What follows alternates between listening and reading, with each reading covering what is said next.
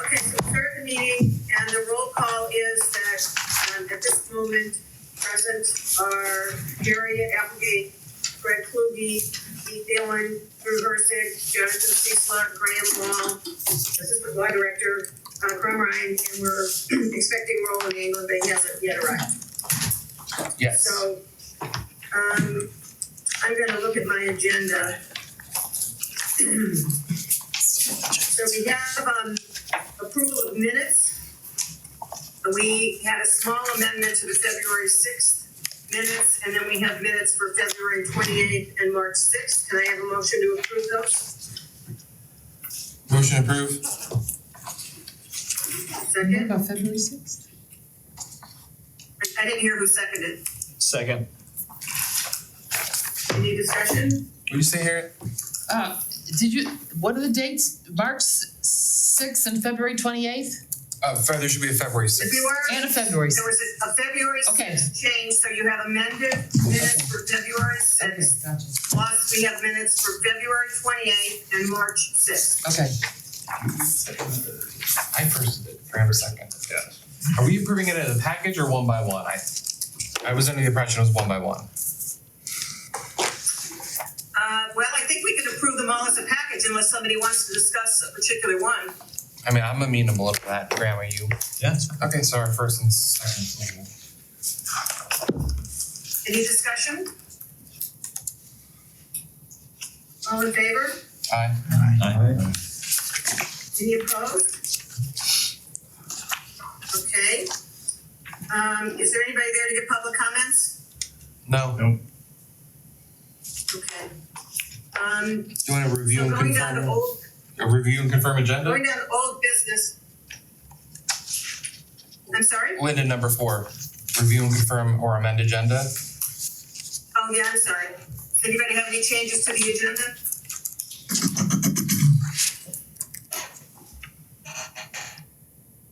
Nope.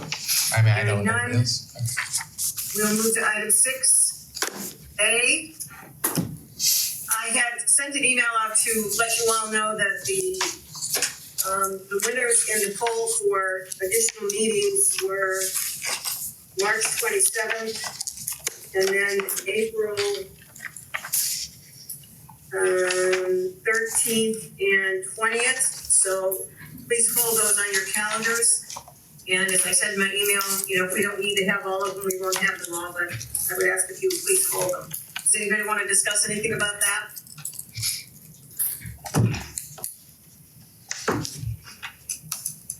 I'll send out calendar invites for those dates, so. Thank you.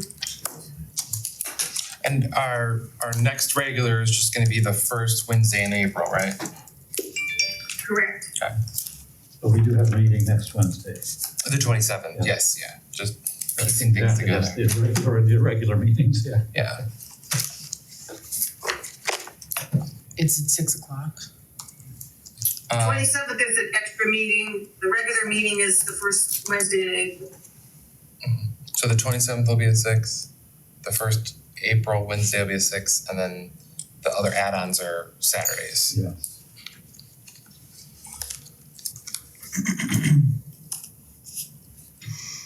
Any questions about that?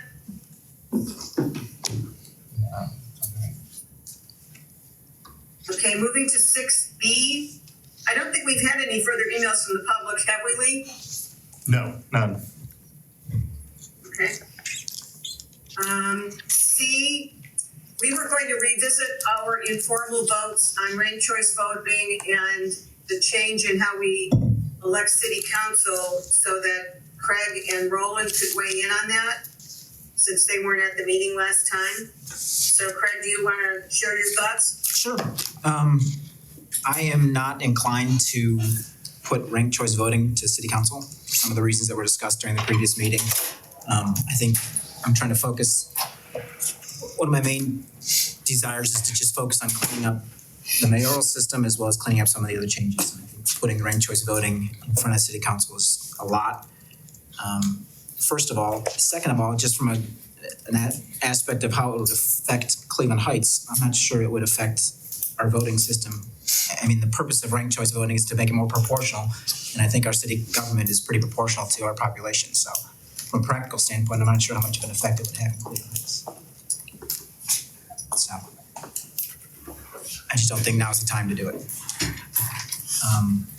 And regarding changing the wards,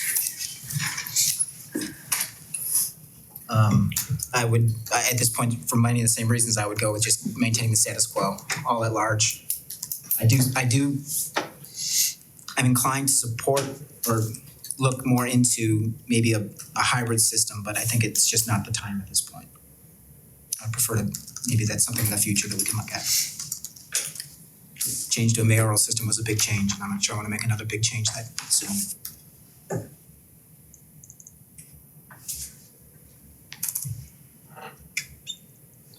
Okay, thank you, Craig.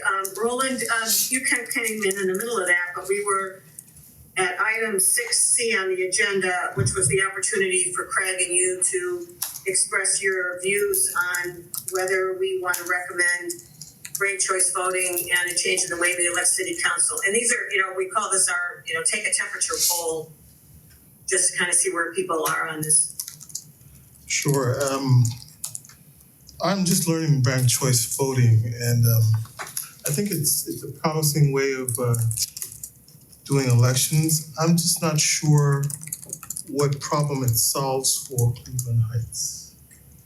That's one thing. And I don't know if the public will go for it at this point because there's not enough information. So perhaps this can be done later on. But I'm not discounting it as a method. I'm just worried about the timing. Is there something else I should? It was about the wards versus hybrid, or if at large, or just wards in general. Yeah, I actually like the hybrid, but again, it's an issue of timing.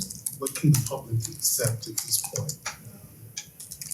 Perhaps you put it off for another time, but it's well worth consideration in the future.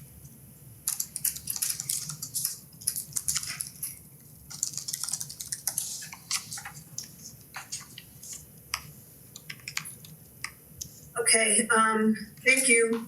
So can I propose that we take votes on each under new business to see whether or not we are gonna pursue it? How about this? I'm proposing that we add it and as 7A and B and take a vote on each. Well, I think that we should wait because we're taking our temperature, we just did it last meeting, and then just tonight for two of our members. And, I think it'd be like definitively excluding something after, just having a preliminary discussion about it. Unlike other aspects of what we've gone over, we haven't discussed these very much at all. So I think we should do it a little bit later. Otherwise, I would say we don't even need a vote if now. So I think we should wait one or two meetings. I would, And let me also suggest that I think we should wait till the next standing meeting so that Stephanie has a chance to be here for a vote as well. Well, so I was a little confused on that because if it's no additional meetings, is what she said in her email, but she's missing this meeting, so the 27th isn't an additional meeting then. So is she gonna be here on the 27th? No. Okay. But the 27th is an additional meeting. Well, but- The next regular meeting, the standing meeting is the first one in April. Okay. I see. Maybe she could view next meeting as kind of a makeup for this meeting. She won't. well, then I Well, if we do it at the first April meeting, that's our first standing meeting for April. And that would give her an opportunity to vote on this issue. And I think it's important that she have an opportunity to vote on it. These are the issues that we, some people in our group feel are very important, and I want to give everybody a chance to weigh in. Yeah, so I would propose that we bring this discussion back to our first regular meeting in April and budget time to have a good discussion on both of these things, because I think these are two of the most important issues that, some of us feel like these are really the way forward. And so to make sure we have enough time to talk it through. Yeah, I think that makes a lot of sense. I just looked, so it's April 3rd. So on the April 3rd agenda, we'll just plan to have discussion on ranked choice in the ward. Cool. Do we need to invite anyone, experts or consultants or anything about either of those two issues? Do we feel we have enough information as is, or do we need more information and invite somebody to that meeting? We decided we weren't having any more special guests, didn't we? Well, I don't know if we issued a complete fatwa against additional guests, so we might want to consider this. I don't know what that word means. You young people. A clerical ban on everything. Claire. A decree. Yes, yeah. Sort of like a papal encyclical, but in Islam. Sure, Yeah. those are words. Yes. Cool. I thought you were an English major. No, urban studies. Okay, all right, yeah. Roland doesn't know what we're talking about either. Yes, he knows. I feel these two issues are important enough that if people don't have enough information, if they could, between now and our meeting in April, do some research if they feel they need more understanding on it, or if they feel that the group discussion needs advice, I'm willing to go for that, but that's really up to the group. See, my concern with April 3rd is those two topics could take 2 hours, and that just doesn't feel fully reasonable. So I don't know if it's a structure like a for or against, but it can't just be willy-nilly, like, we'll talk about it until we can't talk about it anymore. Like, or there has to be some kind of structure around it. So when we start bringing guests, seems like that might drag things out. I mean, that's just my concern, is the how you do that, which I don't know. I think, I'm without stating unequivocally that if we should be open to guests, I would say that if we had an expert in the room, I think one of the issues around ranked choice voting is it's hard to describe, as I think we saw in your email. And if we had an expert, it could cut some time and say, this is what this is really is. I mean, remember when we were doing the language, that very simple language, and all of us, Yes. we went around the room Yes. and About appointees. none of us, so legal language, the language that you have to describe these things is so abstruse that it would be nice to have somebody that could say, this is what this is really happening here.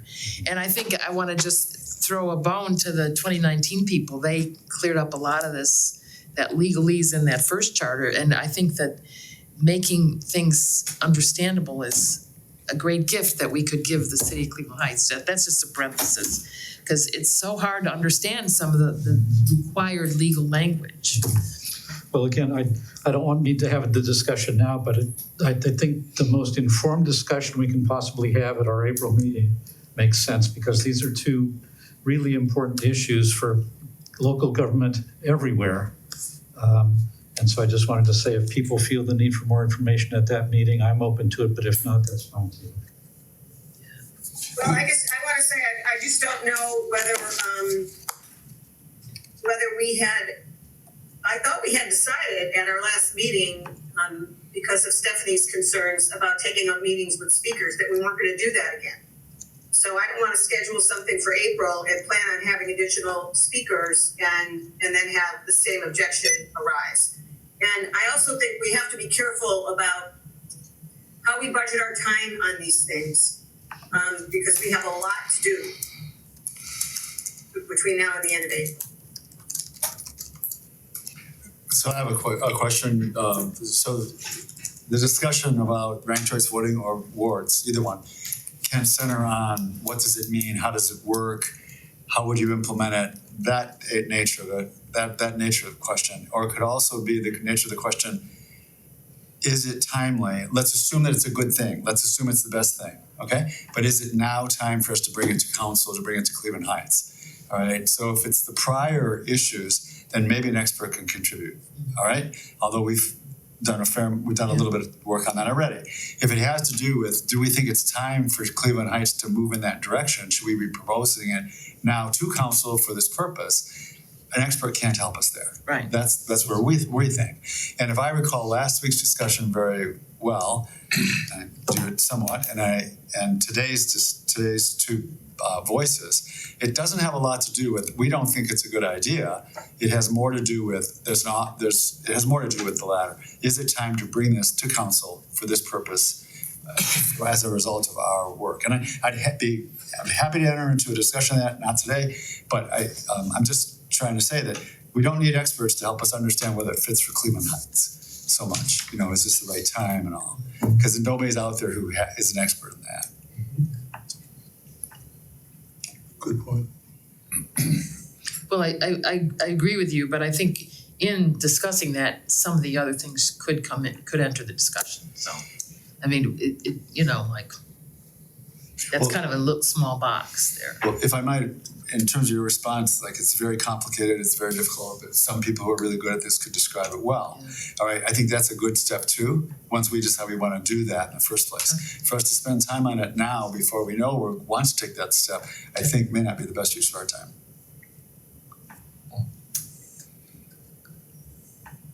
So Dee, are you suggesting that we need to have a vote on whether we think, assuming it's a good idea, we want to bring it now? And that's what we should first decide before we determine whether we need more information on how it might work? See, I don't feel like I personally need more information on how it works. I think I understand how it works. Right. But I don't know if everybody on the commission understands it. So I don't want to speak for other people on that. Linda, I'm not proposing that we take a vote on anything right now. I too believe that I understand these things well enough to be able to discuss them. I do not need someone from the outside to give me further information.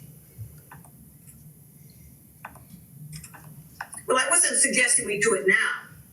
I I was understand. saying, is your idea that for the April 3rd meeting, we should be focused on deciding whether or not we want to propose it, Yes, as opposed to more explanation about how it works? Yeah, but Unless there are that's- people on the commission who feel they need more explanation about how it works, because I don't feel like I do. I agree with Guy, and I feel that at this point, if somebody on the commission says, I don't understand how it works, then they should just abstain from voting. That you know, if you haven't been able to kind of grasp it at this point, then maybe you shouldn't recommend one way or another. So I agree. I think our April 3rd discussion should be, is this the right time to bring this to the voters of Cleveland Heights? Well, I would not agree that somebody should abstain if they don't understand it. I mean, you all might think you understand it, but it is a complicated system to describe how how somebody becomes a winner. And there's no denying that. And if everybody around this table thinks they understand it, you guys are a bunch of geniuses, because it is complicated to describe how ranked choice voting is counted. And so I would disagree that if anybody doesn't feel they understand it, they shouldn't vote. Well, They shouldn't be allowed to vote. I don't. I was speaking about understand it in principle, not understand it in the minutiae of how exactly in any particular election all the right. votes would be tabulated. But the principle, I think, hopefully people understand it by now. Yeah, I think the principle is easily grasped. Shall It's we more move? intuitive than majority rules, frankly. Shall we try and move on then? Have we decided? I think we should move on. Well, I think, I don't know if you want to take a vote on what we're going to do at the April meeting or not. No, let's just, No, I think no. every just April 3rd. We have a consensus April around that. meeting, at the April 3rd meeting, we're going to take a vote on whether we want to recommend ranked choice voting and changing how we elect city council. Is that correct? Correct. Yes. Yes. Anybody disagree with that? Okay.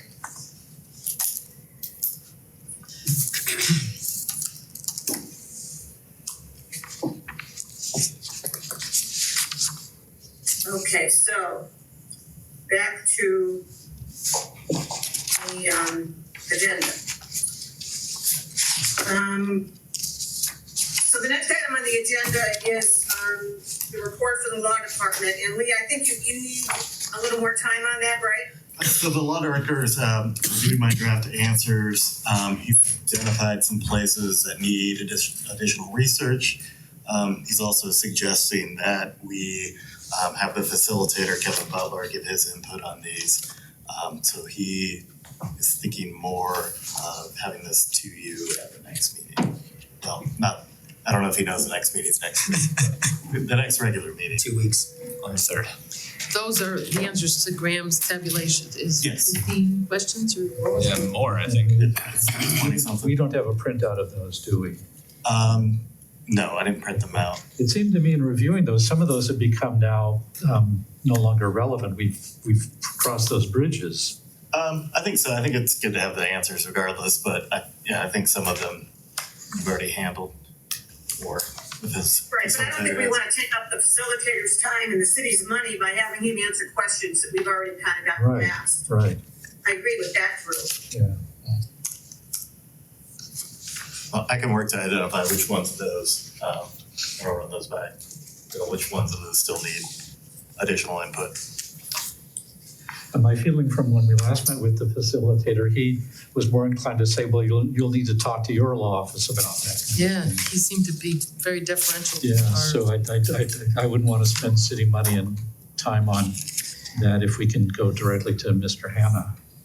Well, no, the law director would spend city money. Yes, but if we have Kevin Butler charging us money to tell us, you need to go send this to your law director, who will charge us money for it, then we're paying twice. No, I'm saying the Yeah, we law don't wanna- director we don't wants to wanna get send it into to the circular facilitator, not discussions us. about this stuff, between Does he? the two Yeah. lawyers, that's not productive. Okay, all right.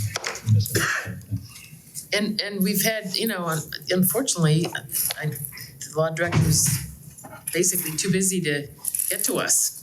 These questions have been there for Yeah. 6 weeks.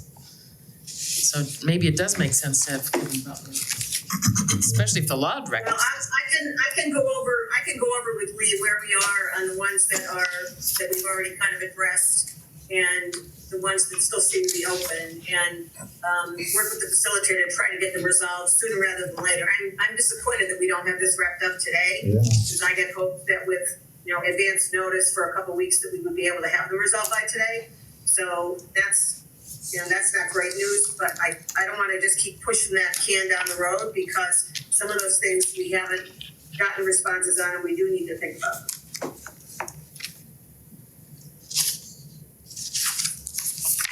So does that mean we will be referring some of those issues to Kevin Butler?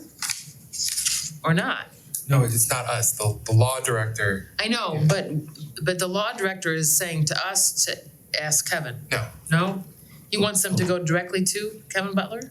We'll send them to it, once we identify the ones that are still And out there for you or relevant to your work, we can send them to Kevin. But we're gonna send him the draft you've already prepared. Yes, for review. Well, it would have been nice to know 2 weeks ago that that's where we were gonna end up on this, but we are where we are.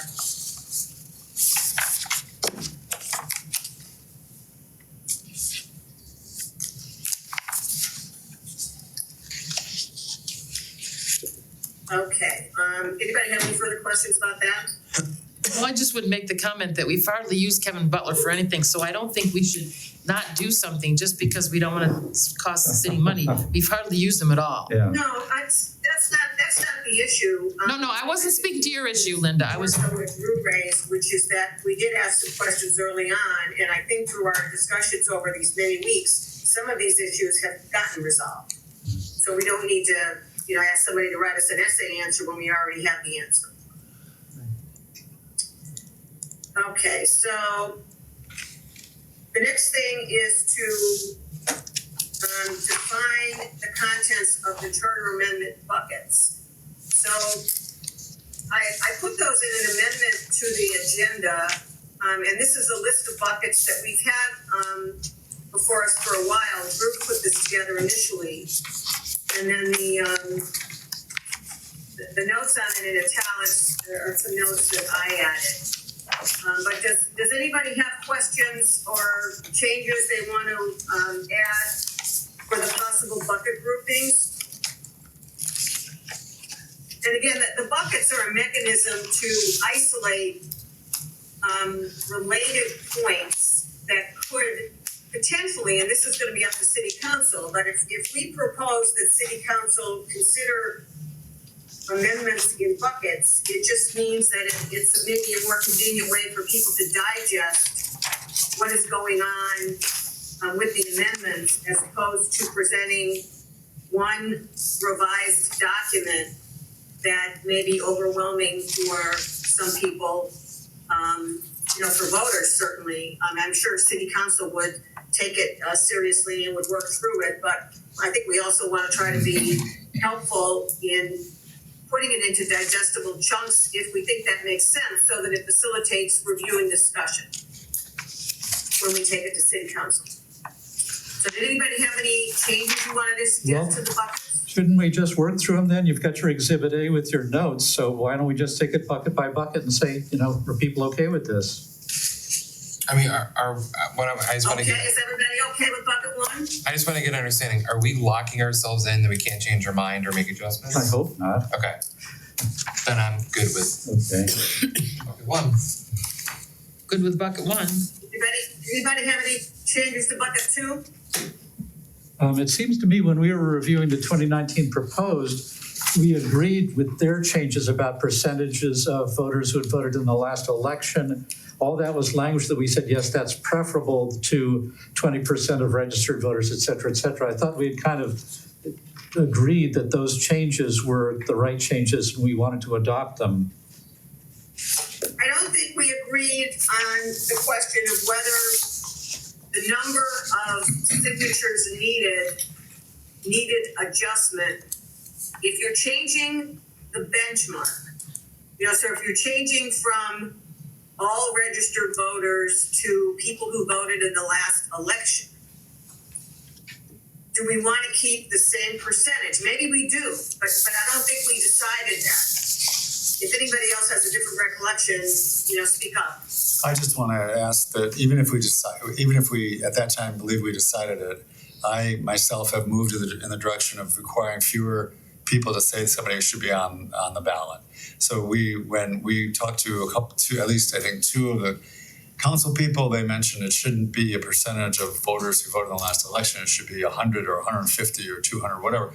But give some number that's more, the state of Ohio says a petition has to be signed by 50 people. So that's what the state does. So I think the bucket is good. I mean, I think the bucket's good. We want to look at that and say, what is the requirement for someone to qualify for being placed on a ballot or a petition or a referendum or whatever.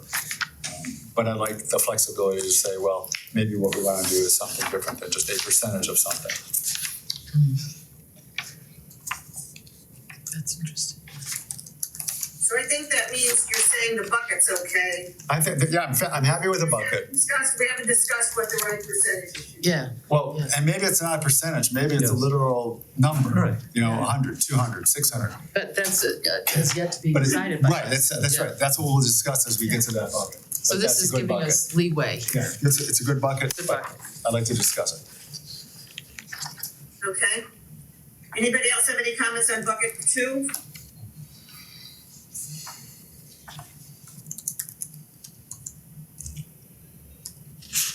Okay, how about bucket three? Well, your additions, I agree, as we spoke with more counselors and expanded our vocabulary, words like orientation and training, et cetera, make a whole lot of sense. I don't think we've got the language together, but the word orientation seemed to be very popular among the counselors we talked with, and to cover more than just, specific ethical training. It seemed to be, meet the department heads, et cetera, so I'm in favor of that. And then I agree, I was trying to reduce the number of buckets, but the comprehensive non-discrimination policy statement probably does have to be a separate bucket. It doesn't naturally fit into any other bucket. At least that's my current opinion. Well, it kind of fits in with ethics, kind of. I'm happy to keep it in there, but it's like, if people feel it needs its own bucket, I'm okay with that too, so I can go either way, I'm good with bucket 3 as it stands for the moment, including the non-discrimination. including the non-discrimination, because I don't know the place to put it yet. Send out for another bucket. Well, sorry, are you saying that you don't see making it a separate bucket? Because that's where we go. We go into a separate. I was saying that this is fine for now, and I don't have to make a decision. That's what I was. So it stays as is. Yeah, I'm just saying keep it there, and then as we get into the language, we might be like, oh, this is definitely, let's pull it out or whatever. But right now, I feel so high level. That's why I was thinking like, oh, let's keep it here for the moment, keep eyes on it, and then if it does become something else or fit somewhere else, it should become evident. Thank you. Agreed. Okay, any other comments on 3? How about 4?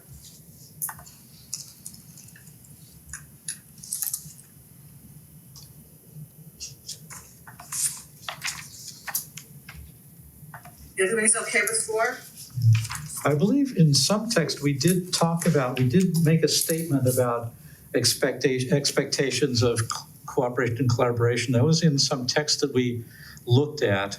We were drafting it kind of thing, and I can't remember, and I guess maybe we Yeah, don't. well, it was something to think about. I think I put that in when we were thinking about that, and, we could revisit that. So it's kind of a, hasn't yet been decided element in bucket 4. But there was a text we were editing that we put in something like that, I believe. And I don't know where Yeah. that went. It could be in Right, we the talked about combined it. version from Lee. But it's gonna come up again when we look at the balance of powers thing, Right, because sure. it plays into Okay. the drafting that I gave you on those issues. All right, following Jonathan Leeds, I'm okay with this as is currently. Well, and the second one, the council authority, made me think of that, what you're talking about right now. So I was like, oh, it's at least captured. Yeah, So that was my initial. yeah, I hope. Okay, then bucket 5 is the, how do we elect city council? And that's in its own bucket. And, bucket 6 is ranked choice voting.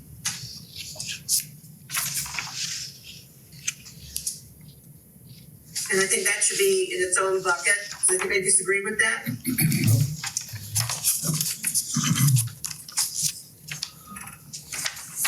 Going back to bucket 4, the last one, finance budget provisions. I don't object to that, but bucket 4 is a pretty big bucket with a lot of substantive stuff in it. I'm wondering if the finance budget provisions could go into the kind of bucket that there's really gonna not be much controversy over or difference of opinion. I don't know. Just throwing it out there. Well, I mean, on the part of the voters, I'm well, saying, Guy has and the drafted, city council. Guy has drafted something, and like Jonathan mentioned about bucket 3, I think when we've looked at what Guy is proposing, then we might decide if it needs its own bucket or not. But in the meantime, it seems it is kind of a, branches interaction. Yeah, I'm But I just, think it's worth considering and just keeping in mind. So I don't see finance in bucket 4. What am I missing? it's at the very last thing, just above bucket 5. If you're looking, Jonathan, so this version of the Oh, materials. I'm sorry. I'm looking at the This agenda's is more concise. for the- Okay. Got it. Oh, the agenda has bucket 5. Thank you. So we're, okay, that helps. Uh-huh. Yeah, okay.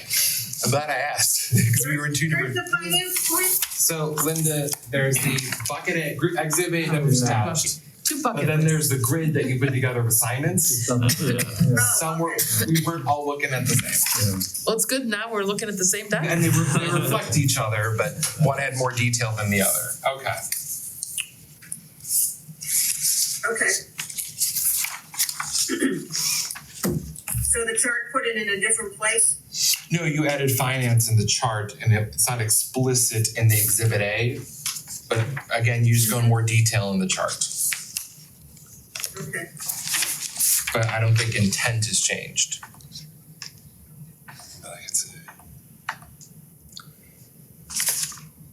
So what bucket did I put it in? 4. Okay. And we'll revisit whether it belongs in that bucket or if it belongs as a separate bucket or it belongs in a different bucket. But in any event, Okay. it's Well, yeah, we could talk about that when we get to discussing the text. Is that okay? Yeah, I think, yes, I believe it is. I don't know if anybody objects. Okay, and then bucket 7, these were just some additional provisions that relate to the change in the form of government, and they arguably belong in bucket 4. Probably, I think that's where they should be. Again, I think when we actually discuss those, that's when we will be deciding what bucket to put them in. well, so we know that on April 3rd, we're going to vote or at least come to a decision on whether or not to pursue ranked choice and ward. For some of these other pieces, should we be doing that as well? Pretty soon. No, but I meant like, On the 3rd. yeah, on the 3rd, like, well, this is everything we were gonna put in the charter, and then we can argue over language, and all that stuff, and set that high level, versus sit down, somebody's drafted and go, yeah, no, we're not gonna do that. Do you see the question I'm trying to ask? I may not be asking it right.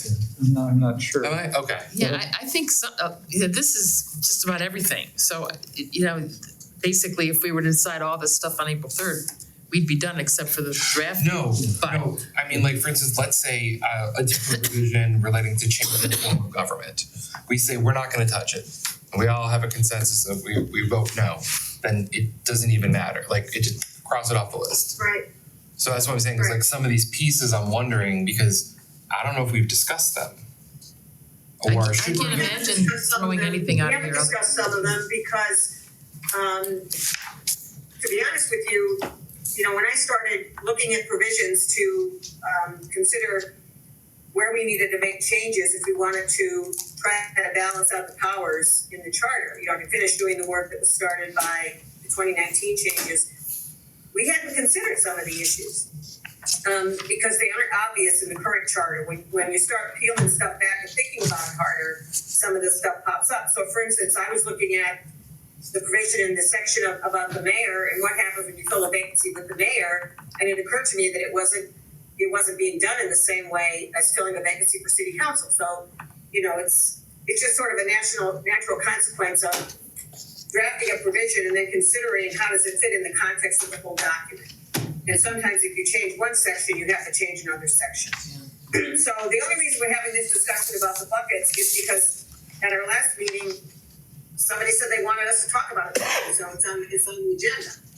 But it's an organizational thing, and I agree that until we have final drafting in front of us, and we agree, we're gonna suggest these things, we're gonna suggest these things, then at that point, we're gonna be able to make final decisions on what organization we want to put around all of this as we present it to city council. And again, the goal is, how is it best understood?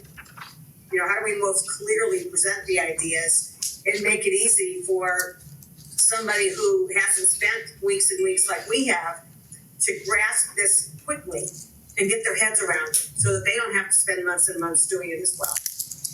So that's part of the job of our report, to put it into a context and to give people some framework for it. But putting it in the buckets also sort of helps them with that, because it's a mechanism for saying, this first bucket is modernizing language, gender neutral, like things that really you can't object to substantively. But it's a lot, there's a lot of edits. But none of them are really something people are gonna debate about. Some of these other things, is more likely to be debated. All right. So where are we now? So I believe the So I think where we are is we're not gonna, about the, thanks, go ahead. Go ahead. well, I was just gonna say, so I think where we are is that we don't wanna be making too many more definitive decisions on April 3rd, because a lot of this is still we haven't decided some of these things. It's also kind of a chicken and the egg, like some things I feel like we can't necessarily vote on until they're drafted. Yes. Right. Well, for instance, like the changes Linda's proposed that we haven't reviewed according to our process yet, until we get to reviewing them, that's when we will decide whether that goes into bucket 4 or needs a new bucket. So that has to be somewhere on an agenda at some meeting where we're gonna dig into that sort of stuff. So I think it's the, temporary status quo until we get down into the nitty gritty.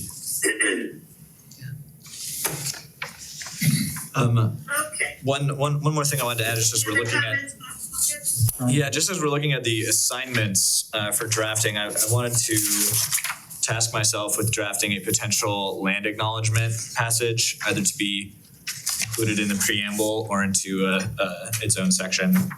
But pending, of course, approval Yes. by the law department. Yes. It's good to work on. I would think it's good to work on it. We haven't voted on whether we want to tackle that. Right. Yeah, but I think it would be smart. I'm treating, if we just add it to bucket 7 as just put it on the kind of land acknowledgement, mark it for Graham. And then if he brings language forward, we can look at it, or if he's like, there's a legal, we can always tackle that a little bit later, but just add it to the list is what I'm thinking. Yeah, until Yeah, we I see would the agree. language, we can't know whether we want to include it or not, so. Right, and it's not like we voted on too many of these things. We haven't really voted on anything. We just, even the two big changes, we've only taken our temperature. Graham, remind me, how do you use that acknowledgement statement? Would it be just simply in the charter, or would it be required at public meetings? I think it would just be in the charter. But that's interesting. And that's a good, Thought yeah, about. that's a good question. Well, the alternative would be a city ordinance that say all official city meetings will start with that kind of thing. They could do that if they wish, but Right. I don't think we would put that in the charter because that would be quite burdensome. Yeah. To make that Are requirement, you right? aware of any cities that do that? I mean, I know the Cleveland Playhouse does it, but they don't own any property, so it's easy for them to make statements. I'm sorry. Well, Just to let you know, I am on that board. of the playhouse. Do they own the property? But, no, they. Okay. I was curious, actually. But the reason I ask, and it's a good thing you said that, we're struggling with that mightily.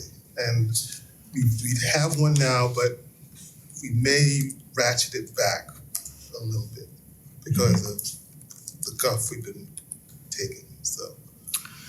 Yeah, there's a lot of Canadian cities that include land acknowledgements and legal city documents. I haven't done the research necessarily for American cities for land acknowledgements. Well, and Canada's Indian, Native American, Indigenous people relations, not great, have ended up different than us, so they might also be able to because of how it shook out. Right, yes, that's a good question. So wasn't that a question that we sent to so that's still in the hopper, okay, great. So. And that's not one of the ones he's answered yet, right? No one Anna? knows, right? None are officially A answered. draft of it, but yeah. So I'm fine with Graham drafting some language that we can have something in front of us when we get the legal opinion to say this can work or not work, or Yeah. these are the constraints that might. Yeah, I think you should. There's no expectation that drafting it will mean that we pass it. Right. I understand we'll vote on it on its merits. That's what drafting. Also in the same chart, I would like my name added along with Harriet's to the ranked choice voting, because when that space was blank, I did do some work along those lines, You so did. if you don't mind.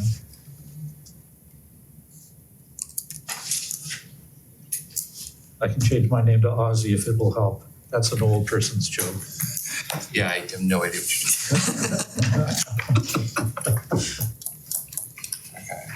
Okay, so And we did are. Did Stephanie sign up for any buckets? Are we missing her anywhere? Okay. Linda, I'd said that bucket 2, adjustment numbers, percentages, et cetera, I'd be willing to take responsibility for that once we know what we want to do there. Sorry, can you say that again? Yeah, I couldn't hear you. On your table form of the buckets, bucket 2, item number 1 is adjust numbers, percentages, et cetera. I am willing to take responsibility to do that once we have clarity on what we might want to do. Nice. So you can put my name in there. And also I want to raise the question, we've had the mayor and we've had the president of council come to us with lists of things that they're concerned about. And I think that we should at least recognize that they've made those requests and make a decision that we don't want to give consideration to those things. If there are things we want to give consideration to, then it sounds like they belong in our bucket list.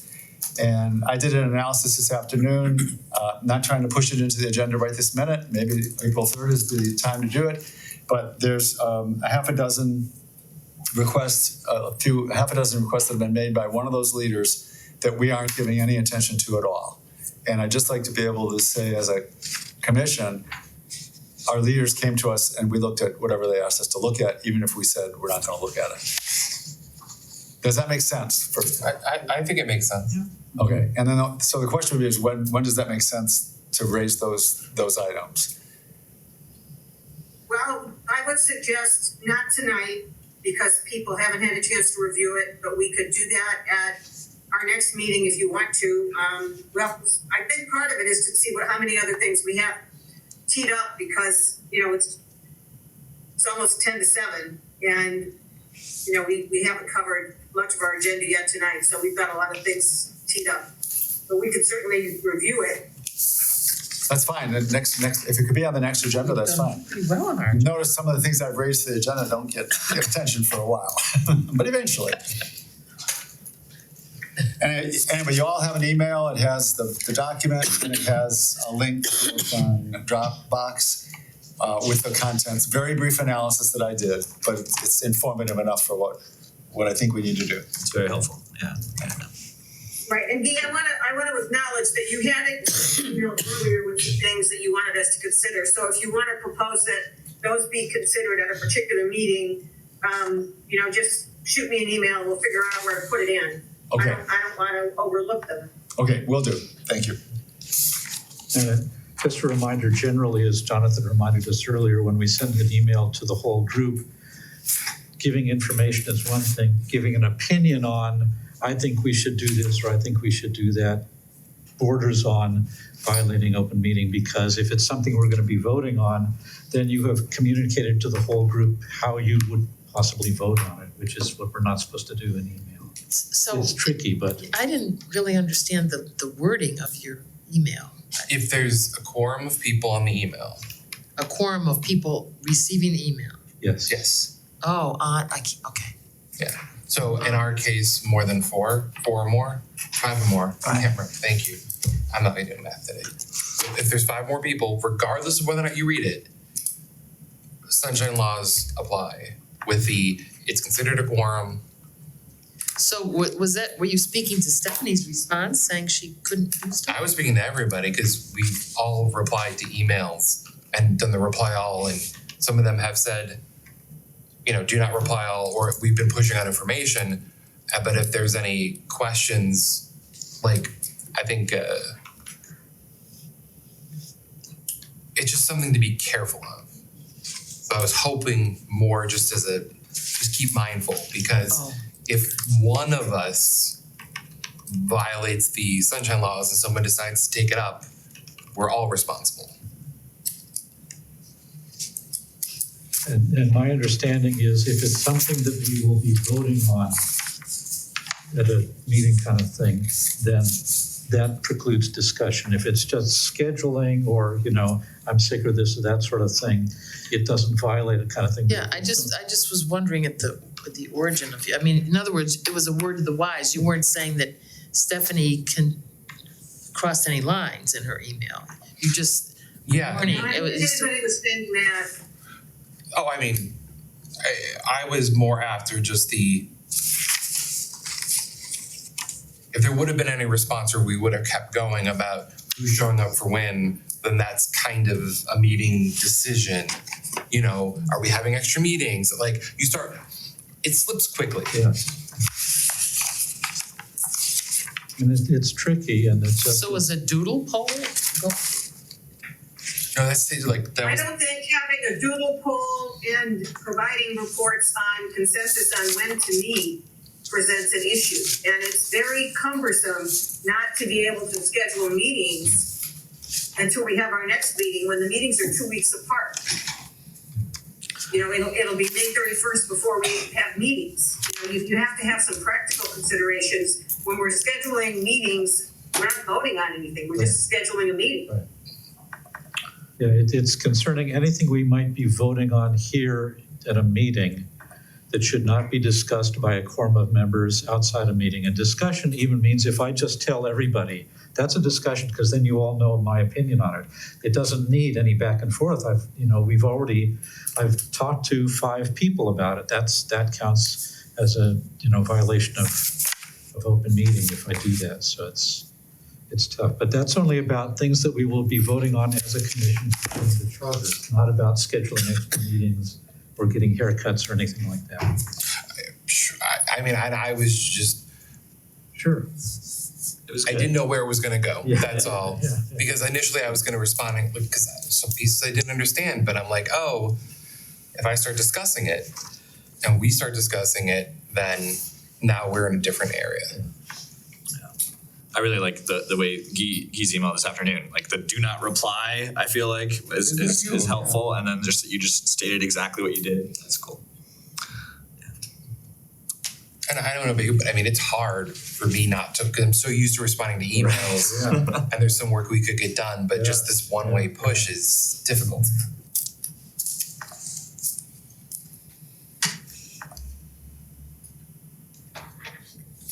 Linda, can we go on? And we had,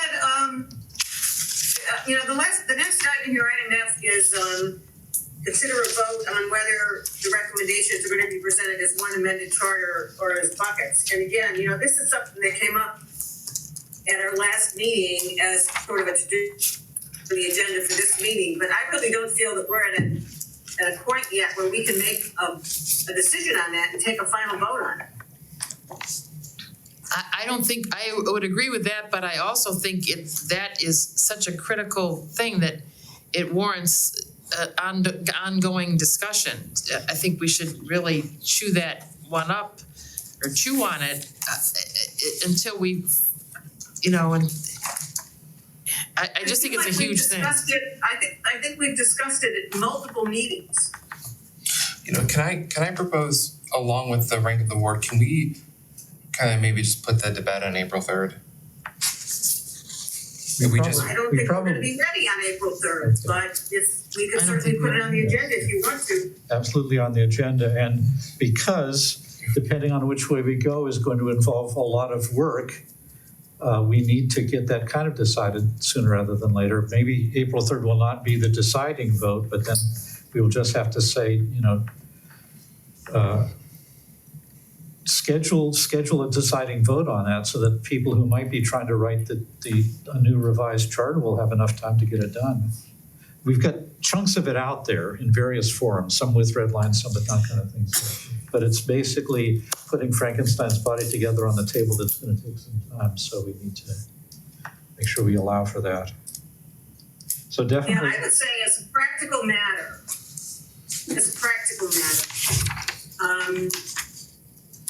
once you get the drafting done and people have agreed on it, which is the point at which we decided it would go into, the master document, you're assembling the one amended charter. And you've also, in effect, created the buckets as you do changes on particular issues. So here's what what I was after was just, instead of having this carried through on old business and talking about it every single time, can we just add in a new business item at a later date for that final? Basically, can we take it off the agenda, not vote on it today and talk about it later? Yeah. Okay by me. I think Linda was saying that we're not ready to decide. Well, that was the impression I got, and now I kind of see in here, I think like you said, the chew on part I think is important. I don't know about you, but if we keep carrying everything over on the old business, one, it's super long, we haven't touched new yet. And two, we're not ready to make a decision. So it's like, maybe drop it for now, bring it back as a new, just so that we're kind of moving forward with it. We have a full hour. All right, so we have consensus to put that on the agenda for April 3rd? No, Just a later date. Well, let's bring it up on April 3rd because we, got to get it going sometime. Unless people wanted to do it next week. Okay, so can we put this on new business for April 3rd? Are people okay with that? Well, it will be old business at that point. That defeats Put it back on Jonathan's. the agenda. Sorry, Jonathan, we tried. I almost feel like we should put it past April 3rd, just so, because we have a lot we're stacking in there. Yeah, I would This agree. might be a lengthier discussion. Right, yeah. Yeah, so I'm just saying not set a date, but just Yeah, not set a date. not set a date, no vote taken, and then move on to new business. Well, That would be my Well, we could keep it on the agenda as old business, just so we don't forget about it, but I don't think we're gonna forget about it. I don't think we agree. We could just keep carrying It's, it. it's actually, is it an, just a clarification question, is it an either or thing? Could we do No, she's got a hand, fortunately. and or, Yeah. yeah. as one amendment? Oh, and or, I'm sorry. Well, I can say without equivocation that we have had multiple discussions about the end result being, if we decide to present buckets, we will still need to present one amended charter to make sure it all fits together as one document. Yeah, I thought that was We talked clarified about last that week. last time, and I know we've talked about it in other meetings, You so definitely have to do both. I feel like we keep Yeah. going over this again and again and again. And Greg has to leave. Yes, I have to leave, so. All right, enjoy zoning. I'll be back hopefully. You need your stuff? No. Wow, Stay in the building. oh boy. Yeah.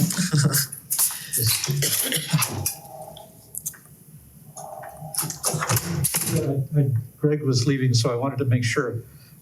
Do you feel we've by default decided we're going to do both at this point? I wasn't sure what you were saying. And we're not gonna quote you on this, but just to understand. Well, I think that I don't want to predict how people might vote through, but I suspect that we're probably not going to end up with anything near a unanimous vote on ranked choice voting or hybrid city council. And if we decide to bring those things to city council, I think it's probably practical to put them in a separate bucket, because I don't know that it's practical to present a charter that has both these things, but I don't want to subsume that and you know, make decisions before people are ready to make decisions. I want to be fair to people who feel they want to advance items, even if they're not, you know, even if everybody on the commission isn't in favor of them. We don't all have to be in favor of everything that we present. But I think it's a practical matter, you know, looking at what they did in University Heights. I don't know that it's practical to advance a charter that has things that are not, you know, that are going to require a lot of additional education and work in order to get the whole charter passed. You're kind of making it an all or nothing proposition. And I'm not sure that that's where we want to end up. I don't want to end up there, but I don't want to speak for other people on the commission. I'm not sure if we're still discussing this or not, so. Yeah, we are. Linda, I agree with you. If we present a complete charter text, knowing that huge chunks of it may be jettisoned, that's not a good strategy. So I'm agreeing that I'm in the camp of give them a text so it's coherent, they know how it all fits together. And then also for the ballot, we need to put them into separate bucket amendments kind of thing. And that complete text, because we are, you know, probably never going to achieve unanimity on the ranked choice voting and the council structure, probably should leave those aside. We can, if the group decides to bring them forward to the council to present as possible amendments, that's one thing. But in trying to incorporate them into the charter at this point is probably, you know, risking major amputations along the way. Linda, I know you've said we've discussed this many times, but just now, when you spoke, I think you presented something altogether new, which is maybe presenting a full-blown charter on the things we have unanimity around, and then potentially putting buckets on additional things? Is that what you were implying? I think that we have gotten advice that presenting one revised, amended, and restated charter is risky, because it can be, first of all, it can be too overwhelming for voters to absorb. And secondly, if you have some particular elements in it that people feel strongly against, they'll vote no on the whole thing. And there are parts of the charter amendments that we've been discussing that relate to our elected mayor form of government that I think need precedence. I mean, those are things that really need to be done in an amendment. Some of these other things may not have that urgency of needing to be done in an amendment. So there's really a couple different considerations. One is the political. Is it more likely to pass if it's got everything in one document or not? And the second is the practical, that if you want to try to present things in a way that people can easily understand, the bucket approach makes sense as a presentation mechanism and also as something that gets put on the ballot, because there could be pieces of it, as Drew says, that could be standalone. And there could be other elements of it that you could put into an amended and restated charter that maybe has, 60% of the changes, but then you have some other things that are more optional. It's a part of it is a decision on, how do we best sell our product to council, and then how does council sell it to the voters? And if we present it in a way that's more easily sellable to council, it's probably also going to be more sellable to the voters. You don't want it to be a very difficult process for voters to understand. That's all that it amounts to. And I'm sure University Heights had some of the same discussions. They could have done a complete amended and restated charter. There's a risk in doing a complete amended and restated charter. I think my feeling is that what we give to the council is a fully revised charter text, but we are not telling them, we suggest you put this on the ballot.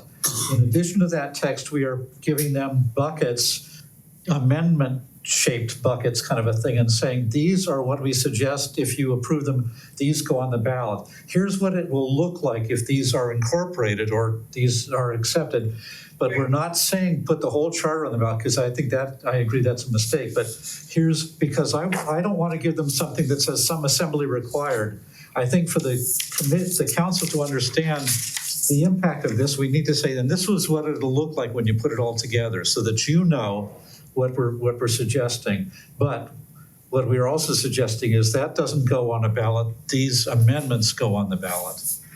Well, the only problem with that is there's probably when we went through the 2019 changes, there's probably 1,000 changes. But see, no, the amendments are modernized language, gender neutral. That's the point of a bucket, is not saying and a comma on this page and a period on that page. The bucket is revised language to modernize that kind of thing. And we can give examples, and that's when the whole revised charter is the example kind of thing. But the amendment will not be line by line. That's not how we would do it.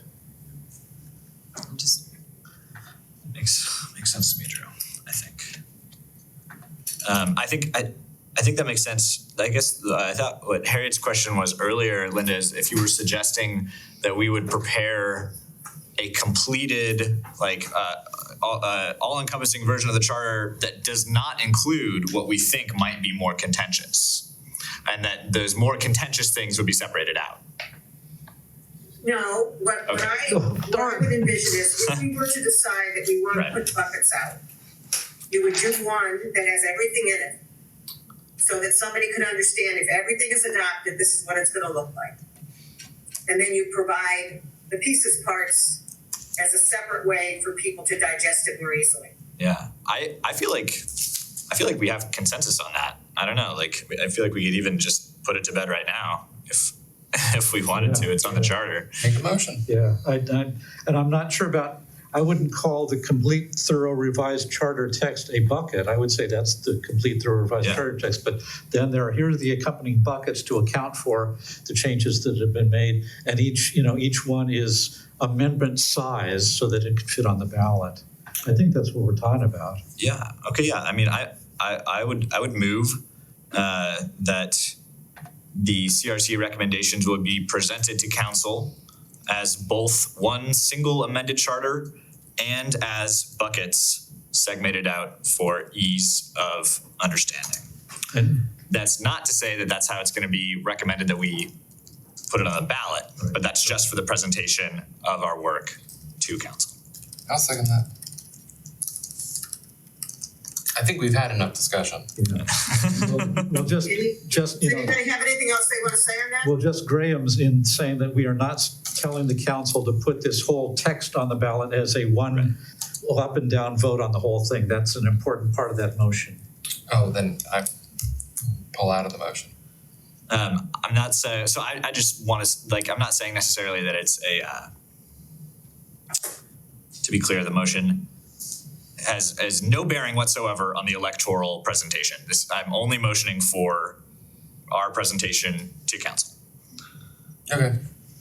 You're back in? All right. Harry, do you have any concerns about that? Well,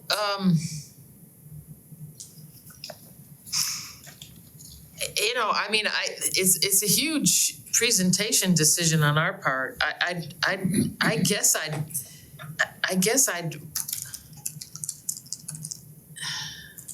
I don't know, I don't feel ready to I mean, that's like, this is how we're presenting our work to council. I'm not really ready to make that decision. I mean, I maybe, I don't know.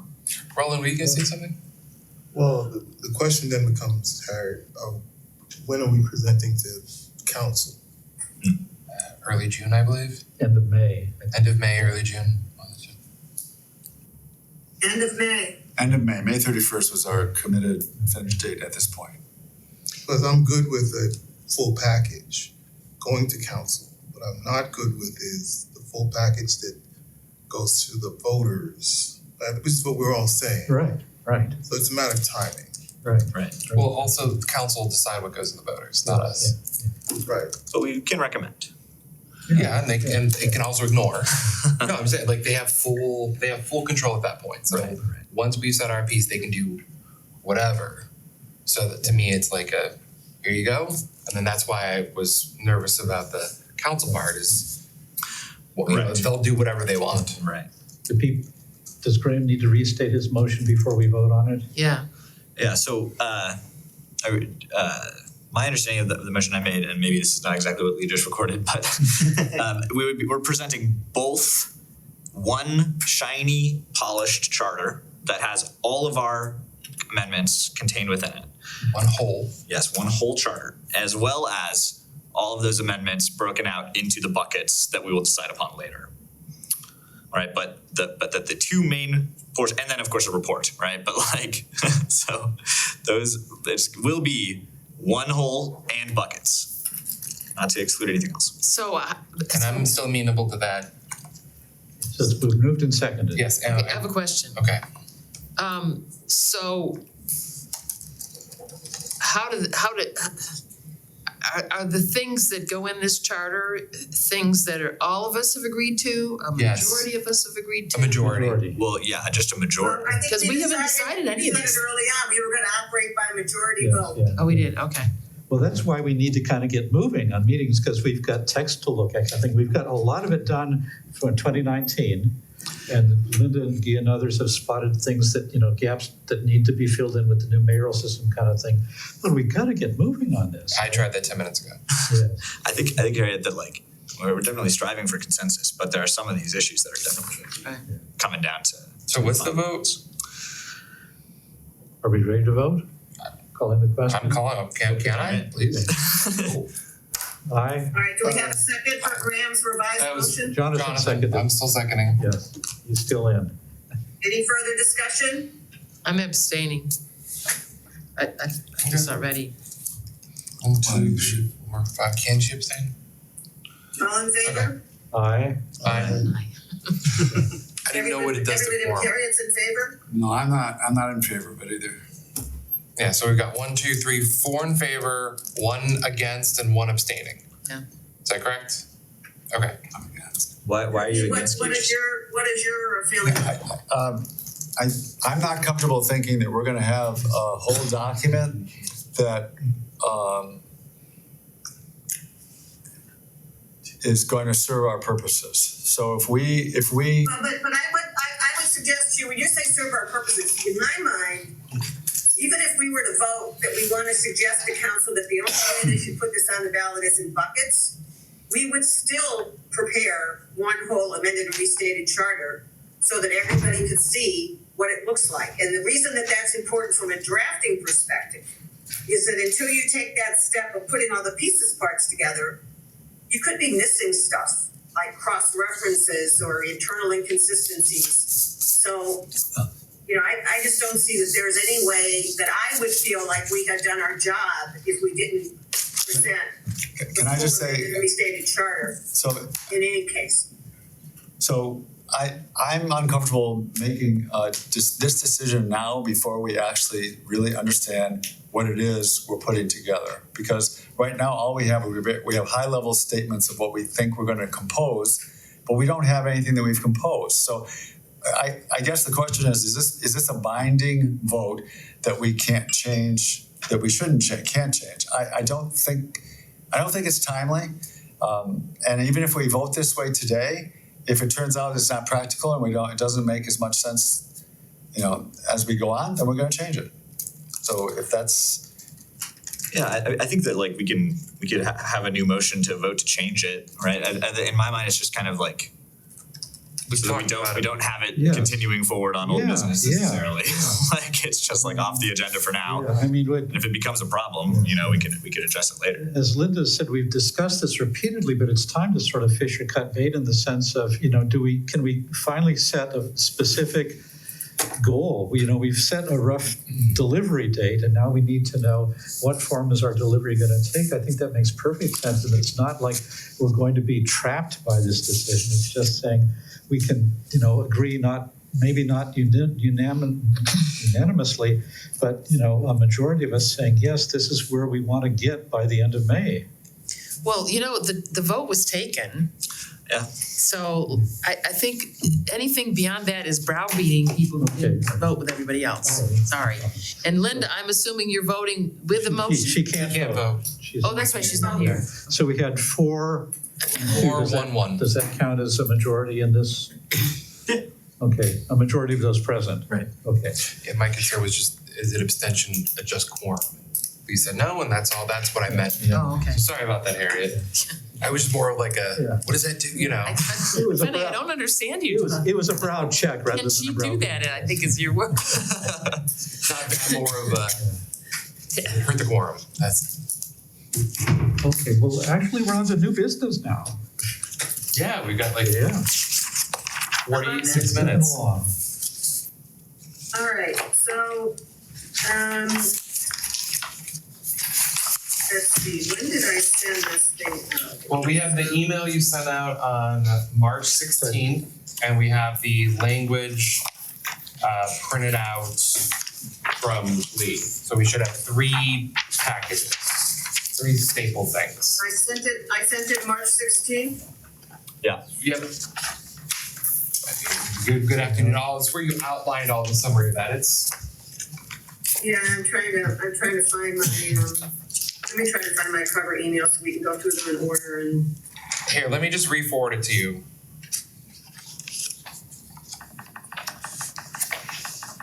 All right, I just resend it to you so it's at the top. Hopefully that helps. Okay.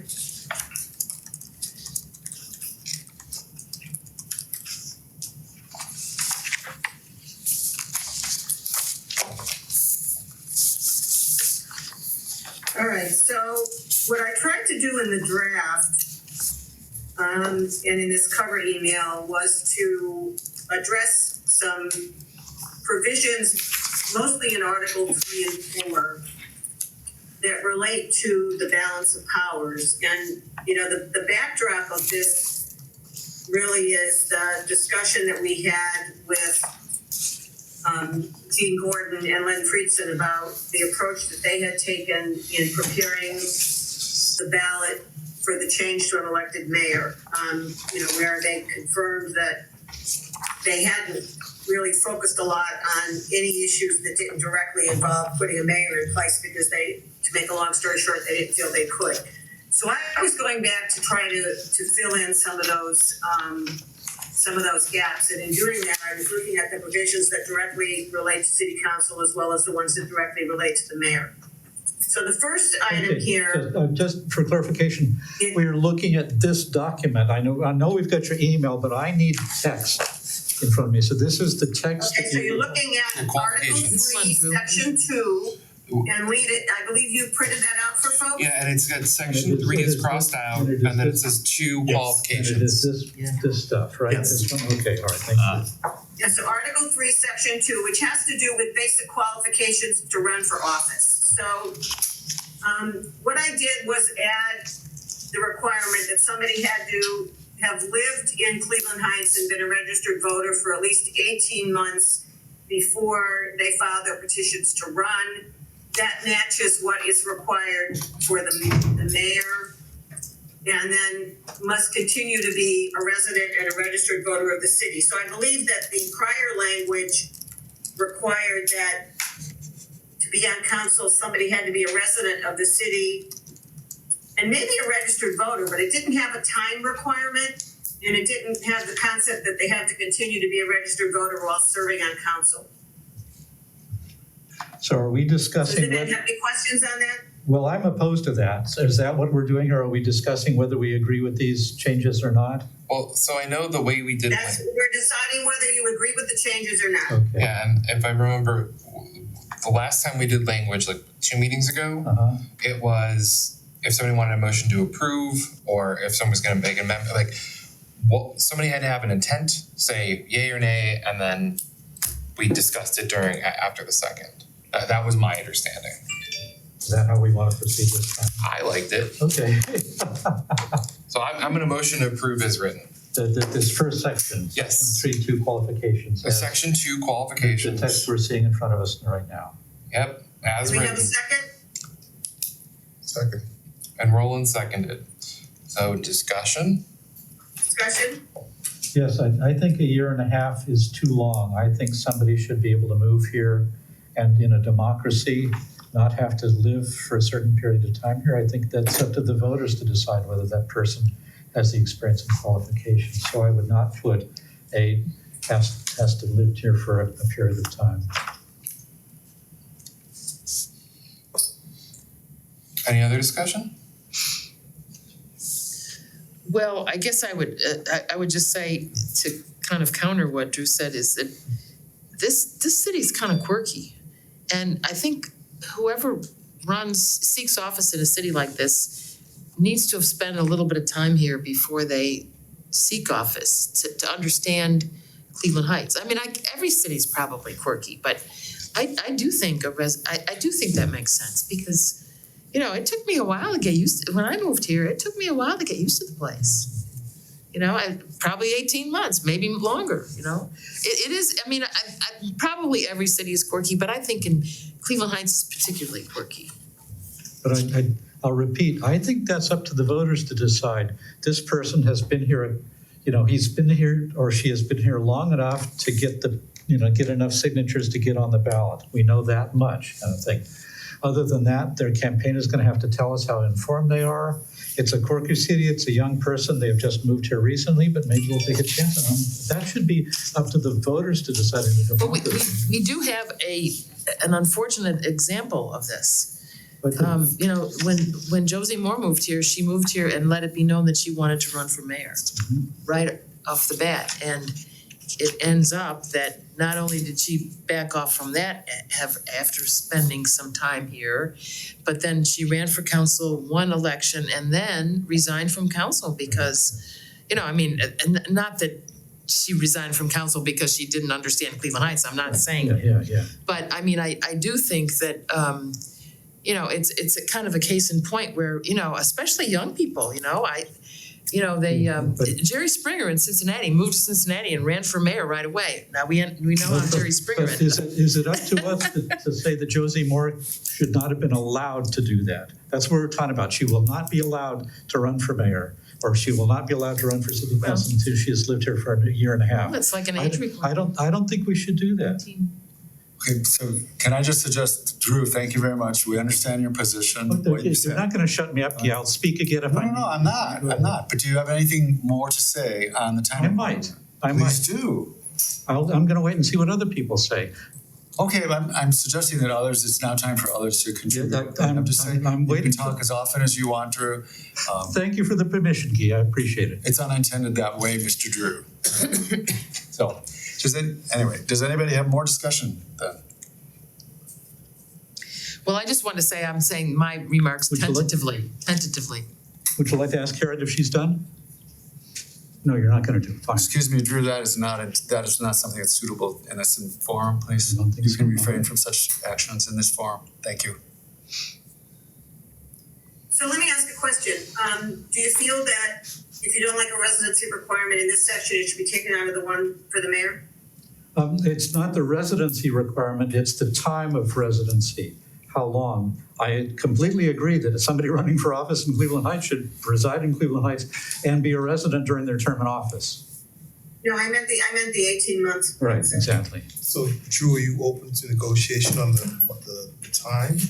Sure. The voters approved that. Well, I like a residency requirement. 18 months does feel a little bit long. Maybe we can do a year? Or even 6 months? You know, I think, and obviously, if somebody is here, wherever the next election is, they're going to have to circulate and get their number kind of thing. So I think that in a sense is a limiting factor. If I move to Cleveland Heights like a couple of months before the next municipal election, there's no way I could get on that ballot, I'm pretty sure. So I would say it's gonna have to be at least 6 months, because that's, if there's an election in that year, then I better be living here and registered here at least 6 months before that if I'm gonna have hope to get on the ballot. Makes sense to me. You wanna withdraw your second? I would, you can make a motion to amend the time to a certain time, and then if you have a second, then you can vote on that first, that amendment first. Oh, I just want to withdraw. Oh, Well, I don't want to amend. So so you're with, okay, so I will, Could I ask the question, the provision on the mayor has an 18 months residency requirement. And that was approved by the voters. So Yeah. are we saying that that should be changed also? I think that's a separate question. So I'm asking it. so Yes, Linda, so that was we're trying to deal with this part right here at the moment. so Linda, that was my I thought. think you have to look at both. Linda, my thought, and the reason I withdrew the motion is I think 18 is if that's in the current charter for the mayor, I feel that should be good enough for council. So personally, they interrelate for me, and so I'm only good with 18. I agree with you, John. And so I just withdrew the motion because if you want to amend the time, you're welcome to. I think you want to keep your motion to Yeah. approve it as 18 months. Yes. They do a motion for an amendment to the current motion. So basically, we decide whether or not we want to amend it. You want to, first you're going to vote on the time period, I guess. If Okay. they have a motion to amend the time period Got to it. another time period, then we'll have that vote if there's a second first. And then you go back to the main motion. So I'm smiling because you said second first. So I'll move then, do I need to move to amend? What? Did you withdraw your motion? No, he's. So I said, let's keep it as written. Roland seconded it. And now I think Drew said, To amend 18 months to His motion. or whatever time period you I want. move that we amend the 18 months residency requirement to 6 months. Seconded. Now we vote on the amendment and then we Wait. vote on the motion. yeah, do we want to change the time? You're going to vote on 6 months first. I think that I like the 6 months for council because it feels like you'd be more likely to be running for council immediately after moving here than to be running for mayor.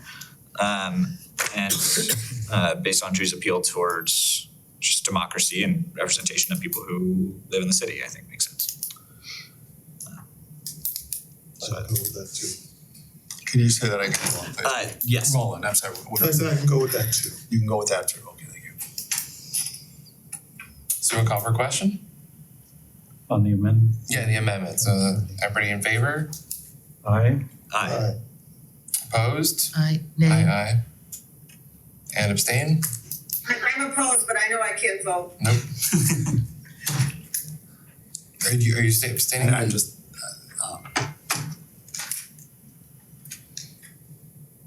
I vote in favor. Okay, so we've got What's that three, vote? I vote in favor. four, Favor. 2 against. Or two.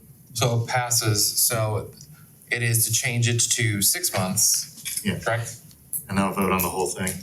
Okay, was there any other language you wanted to change? Anyone wanted to change? And this is in section 3, qualifications.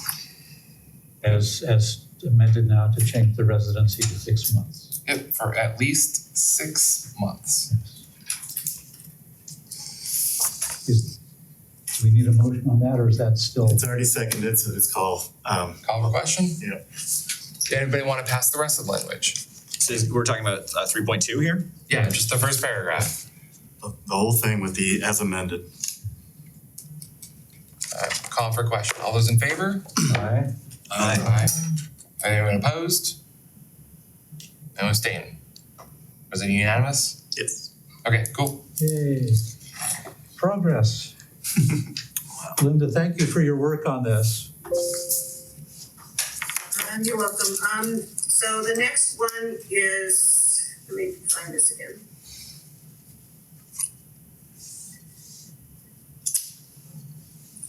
So I think we have to, consider the matching language in Article 4, Section 2, which is the language for the mayor. I'm not suggesting we change it, Is that in this but I think we have packet? to discuss it. Is that in here somewhere? No. Where do we get that language? In the, you have the charter on you? It's in Article 4, The red line charter? Section Oh, it's 2. in this charter too. I mean, it's right under the mayor, it's under qualifications, so it's Article 4. Section 2 qualifications. Yeah. Okay. Do we do that right now? Article 4, Section 2. So I'm not suggesting, so wait, let me correct myself on that. So was this something that was changed by the 2019 Charter Review Commission, or was it in the elected mayor stuff? This section was effective 2021. And this is qualifications, not vacancies. Yeah, qualifications, Why the would we- first So sentence. that's from the Says for elected at mayor least 18 language. So months. I am not suggesting we change the 18 months because it was recently Oh, approved by the I'm voters. so- I'm So I sorry, think we should we're- leave it We're, as it is. I'm sorry, we're adding something now that was not part of this discussion. So we're going to something else that's not on this page here. We were gonna look at the vacancies, but you want us to go and look at the mayoral language about qualifications now, is that correct? No, we were discussing whether or not we should and No, where we were. The email that I sent out listed as the first item, this question about minimum amount of residency, and pointed out that I was proposing that the city council provision be made consistent with provision on the mayor. So I'm simply noting that the mayor provision says 18 months. I am not suggesting that we change that because the voters recently approved it. So I'm just providing that as a matter of information. And if anybody wants to raise an issue about changing it, you can, but I'm not suggesting that we change it. Well, I agree with, I think it was Graham was saying that, you know, if you're gonna run for mayor, people will probably expect you to have lived here, you know, at least 18 months, because it's, as Harriet said, it's pretty quirky here, and you better watch what's happening to the current mayor if you decide to run for that sort of thing. So I'm fine with this. So, go ahead. Anyone else? So just 3.4 vacancies, right? So the next item is the vacancies. So I had, We already did these. I think all I did in this one was added some Hey, Linda, we did these on the numbering to make 28th. it Yeah, clearer. Linda, we did these on the 28th. Yeah, we went We over just- this. Yeah, we made that minor edit with a semicolon. There's a comment actually in what Lee printed out. Right. The whole revision for the vacancies was adopted. Yeah, so we're good. The only thing changed here is the addition of the small Roman numeral 1 and Roman numeral 2 at the end of the first paragraph to make it easier to read. That's all that's happening there. Oh, I see. On top of the change, you just put the Roman numerals in? Yeah, Oh, gotcha, And then gotcha. that's not, those aren't currently here, correct? They are currently there, we just did not talk about them. And the colon has If we been go struck. back right here, she Okay. just added Oh, the small, Roman numerals. yeah. And that word of has to come out, It does, it yes. just a second, which word of? first occur, In the individual appointed So to the fill first the to, vacancy the shall first to serve. occur of either 1, the expiration of the term, or 2, a successor is elected. trying to remember. This is what we've kind of fought over, first to occur of either. Doesn't strike me as grammatical. Greg said it's legalese, but it still does not. Yeah, we did change that. Yes, we did. So on 228, you moved the colon from you placed it after of, and it's struck in this draft. And then You just wanna take out the word either? No, the word of. First to occur. no, of is still in your current draft. Yeah, so the Right. first occur of, and then it was a Okay, colon, of either. Okay. either, and then you added the 1 and the 2. So just the colon should not be struck. That matches You want a them. colon after the word of? That's what was approved That's what's in by here. majority, Colon it. Well, it's a struck colon. Well, it's struck. Yeah. which is just looks like a typo, is what it sounds like. Yeah, and I think it should be struck, because then it makes sense if you read it to say, shall serve until the first to occur of either. Of either goes together, it shouldn't be broken up. I think that the one and the 2 make it clear. Yeah. And striking the colon makes sense. Yeah. That's I am so confused right now. So I like Linda's changes. so no, what I mean is, what I'm trying to understand, so Linda so we approved something. Yeah. And then Linda said occur of, struck the colon, and then added the 1 and 2. Right, that's what, Linda, Yes. that's what you did. And then, That's what I'm suggesting, but if you Okay. would rather put the colon in, I don't Got really it. care. okay, and then now we might change it. Served. I don't, We would need a motion to change it. I don't think we need to change it. Unless Who wants to change it? I'm sorry. I don't know, I'm asking. I move that we strike the colon and put in the little I and the little 2I. Yeah, you can't, Yeah, unfortunately. exactly. So I will make that motion. I Okay, Drew move will. that we Okay. accept Linda's modifications to what we had agreed upon. So we take out the colon and we add the lowercase Roman numeral 1 and 2 in the places Linda's indicated. And I don't think there are any other changes in this section 3 for vacancies. No, Why not. can't we just say until the first to occur, small 1, in other words, you take out of and either. Please let's not do this again. Well, I think that's an easier. I think you wanna make it very clear that it's one or the other, and that's what the either does. Well, it says or in right in front of the small. But Harriet, you wanna make it super clear so that people understand it's one or the other, and I mean, people could say it's legalese, I think it's making it clearer, so, whatever. So is there a second for Drew? Disagree, I think it's unnecessary language. Is there a second? sorry, what was your, just the motion to accept these changes as Yes, made? exactly. Striking the colon there, adding the lowercase Roman numeral 1 and 2, and otherwise as Linda's Oh, I just suggested it here. Seconded. Can we call for a question? All in favor? Aye. Any opposed? Anyone abstain? I don't care. So let's go with 1, 2, 3, 4, 5 yeses, as 0 no's and 1 abstain. Harriet, if we come out with adding only one extra word. I don't really care. Yeah. I don't care. All right. Okay, so that settles Article 3, Section 4. Next on yours, we'll go with Article 3, Section 6. For appointees, right? So this is, we're talking here about two different sections, Section 6 and Section 12, which relate to what we have been calling the inquiry issue. So what I'm suggesting is that in Section 6, we take out the sentence that began except for inquiry. Because that sentence is a concept that you find if there is a city manager, but not if there's a mayor. And I think it's caused a lot of confusion because it was left in the charter. What I'm proposing is that we take that out, and then in 3.12, you will scroll down to that. We have language in this section that relates to the city council or committee chairs being able to request that the mayor or directors attend meetings. And then So we're putting it in a separate section so that it covers interactions between city council and the city administration. And I think it's best if we put it in a separate section by itself to cover all of those parameters. And all I wanted to add is, so in this packety thing, this is Linda's email, but she outlines it. So also, it starts at the bottom of the first page. On the second page, she outlines the sections and then the changes.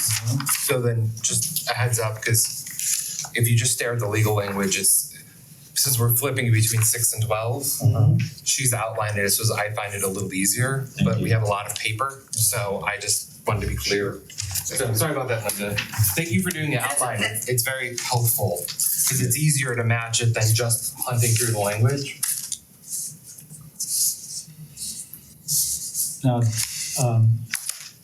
to be clear, the section 3.12, council interactions with city administration, those are all your suggested additions. Is that correct, Linda?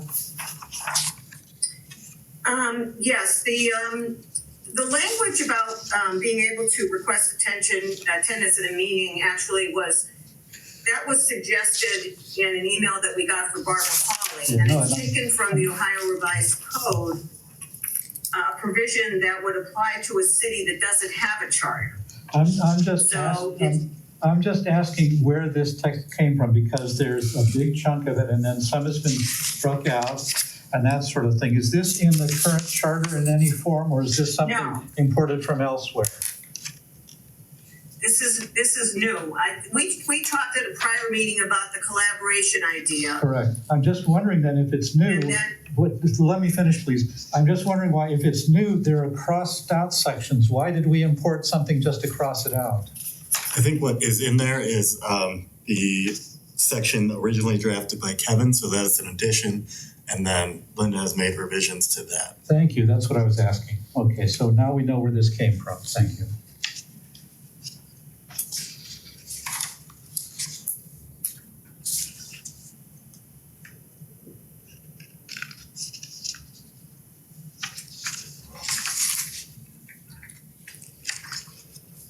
does anybody have any questions about the draft? What's this comment, SL3, revisiting functions in light of other proposed edits on balance of power issues? Do folks see that? Is that a comment in the document? Yes. Or in the version we have. It's under the 3.12 first paragraph, the last word functions has the comment that Graham just read. Yeah, it's off to the right. Yeah. Yeah, what does it mean? I'm having trouble seeing it on my screen. Can you read it to me? I suggest we revisit this in light of the other proposed edits on balance of power issues. Oh, so that really, we had talked about whether we wanted to have this statement about collaboration. And it's sort of aspirational. So I think that the language that's in the second paragraph that talks more specifically about responding to inquiries and attendance at meetings kind of gets more directly at the point. Now, we could certainly retain the sentence about collaboration if we want to, but I was just pointing out that, we may not need it if we have some of these other provisions, but we may still want to keep it because I think our original thinking on it was to kind of set a tone.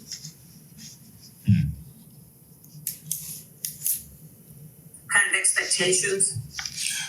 And if I understand correctly too, we also have the option to just not do this. Like, this is explicitly putting in the charter language about council and mayor working together, the mayor and the administrative officials, was it Euclid or South Euclid, Mayor Leo? Southie. Was saying like, it's not in our charter, was it Shaker Heights Mayor said, it's not in our charter, it's just the way we do business. Right. So one of the considerations also to be is, are we going to be this explicit? As well as the Right, and I language is thought it was interesting that the Ohio Revised Code includes this for use by cities that don't use home rule. I think that the practice is so well ingrained in South Euclid and Shaker Heights, probably for a lot of reasons, that they probably don't see a reason to put it in their charter. It's entirely possible that their practices arose out of familiarity with the provision that is in the Ohio Revised Code as sort of a guide to how cities might proceed.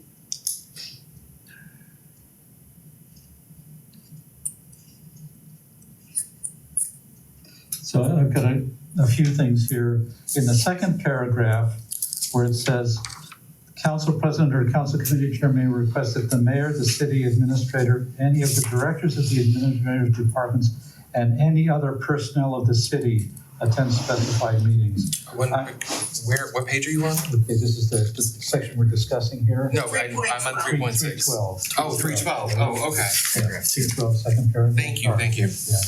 I was just not on that page. Yeah, I'm not happy with the any other personnel of the city. I think down to the directors of the administrative departments, that's about where, and there was a note on this about salaried staff and hourly kind of thing. So for the council to request somebody way down in the city administration to show up at a meeting and answer questions, I don't think we should do that. I think you stop at the director.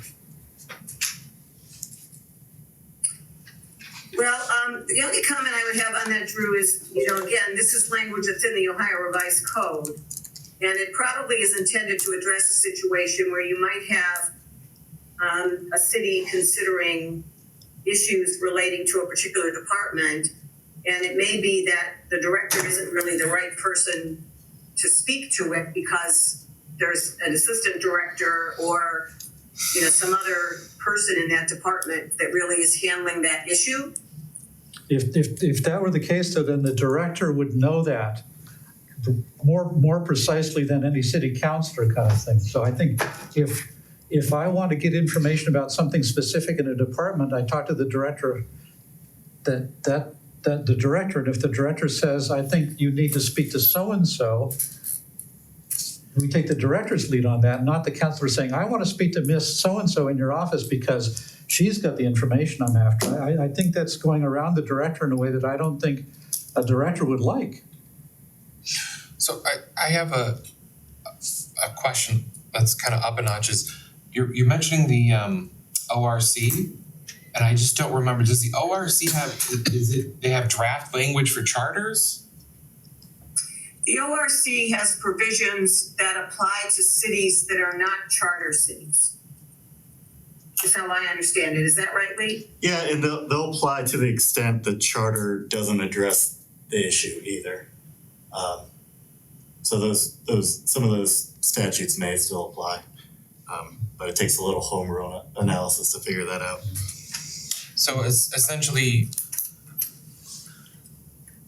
we would need to put it.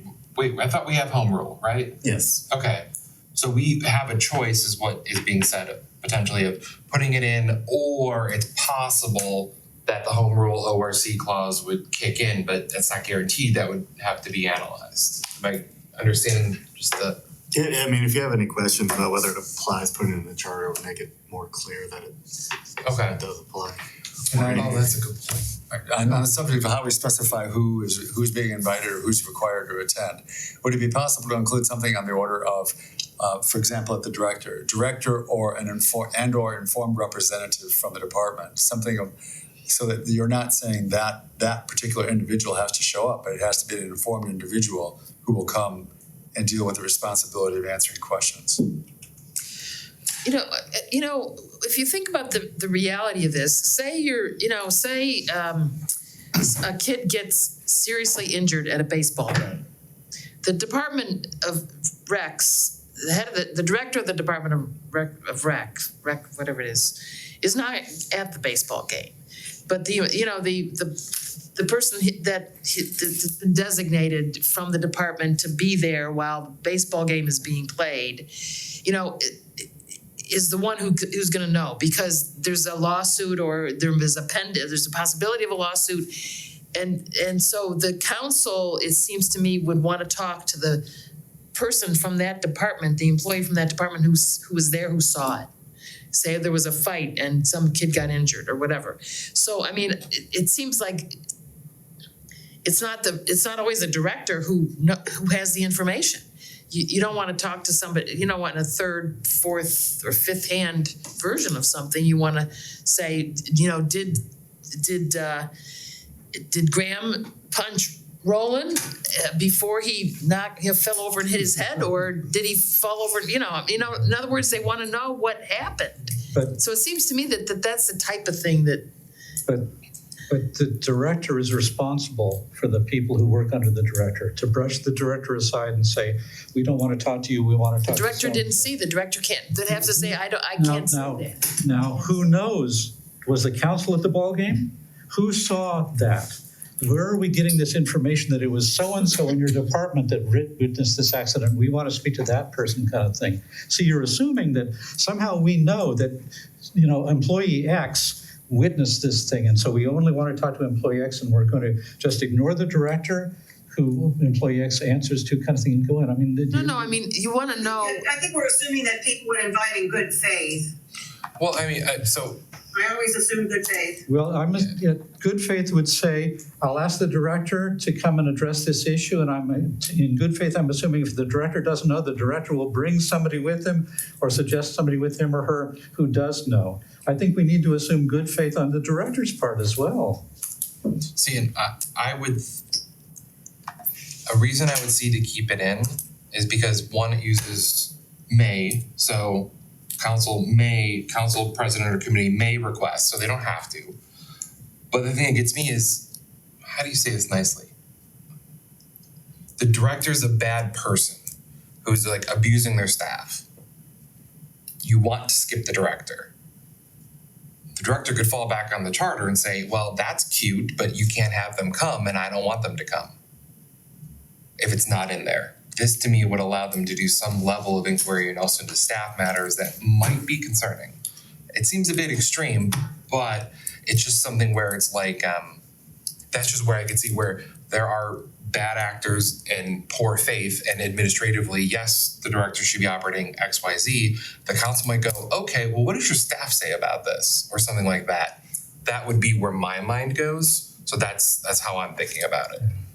Now, I'm wondering though, if that violates whatever, administrative kind of thing. It's like, can the council pull somebody out and ask them their opinion of their director? Isn't that something that's under the mayor and the city administrator?